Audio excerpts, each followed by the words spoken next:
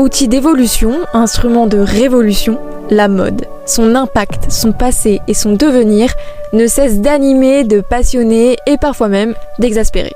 Des actualités aux tendances du secteur, en passant par les grands enjeux sociétaux auxquels la mode fait face, on parlera de tout ça ici, ensemble. Merci d'être là et bienvenue sur Stylé.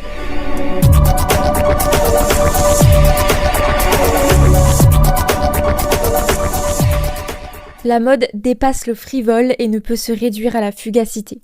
Elle est beaucoup plus qu'une question de renouvellement vestimentaire, elle est façon d'être dans l'air du temps, ici subie, là acceptée, ailleurs rejetée. Parfois synonyme de courage, elle est aussi le sursaut d'une dignité blessée qui ne veut pas abdiquer. Parfois provocatrice, la mode peut devenir un moyen de révolte face à l'occupant.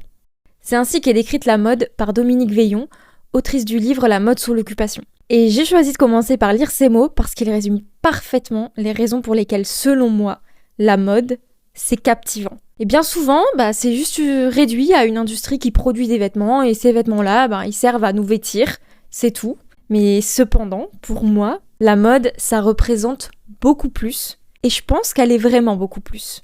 Du smoking pour femmes à la mini-jupe, des blousons noirs au mouvement hippie, la mode, selon moi, c'est un instrument de lutte, de liberté, malheureusement parfois même d'oppression. Et c'est ainsi que l'histoire de mode, c'est intimement lié à l'histoire elle-même. La mode, ça a joué et ça joue un rôle majeur dans chaque mouvement qui s'élève dans la société, de la Révolution française à mai 68, Swing in London des années 60 à la libération sexuelle, jusqu'à même plus récemment, le refus du port du voile par les femmes iraniennes.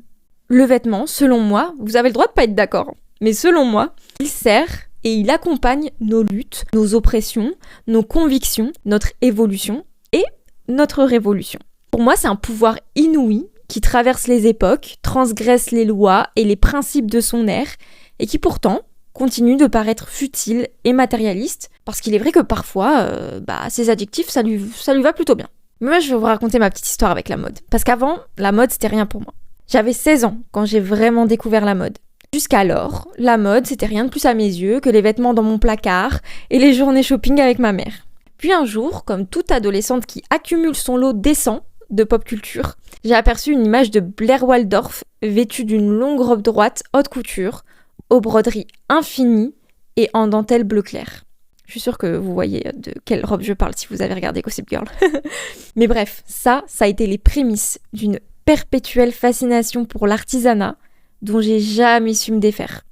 Et, magie de l'époque dans laquelle on vit, à la même période, c'était la semaine de la haute couture qui venait de se terminer à Paris. Et du coup, Internet, c'est magique. Internet m'a permis de consulter le site vitrine du créateur de cette fameuse robe, le couturier libanais Elissab, membre à l'époque correspondant de la chambre syndicale de la haute couture. Il l'est toujours d'ailleurs. Et donc là, sur son site internet, son dernier défilé m'attendait sur l'écran d'ordinateur de mon père. Me voilà dans la maison familiale du nord de la France, située dans un village de 1500 habitants, admirative devant ces robes floues qui défilent et bousculée par ce sentiment qui m'envahit et qui depuis ne m'a jamais quittée. La passion. Aujourd'hui, j'ai une passion limite volcanique pour la mode qui me pousse à déplacer des montagnes, briser le confort et à parler aujourd'hui derrière un micro. Parce que depuis la mode, c'est devenu ma meilleure amie et ma meilleure ennemie.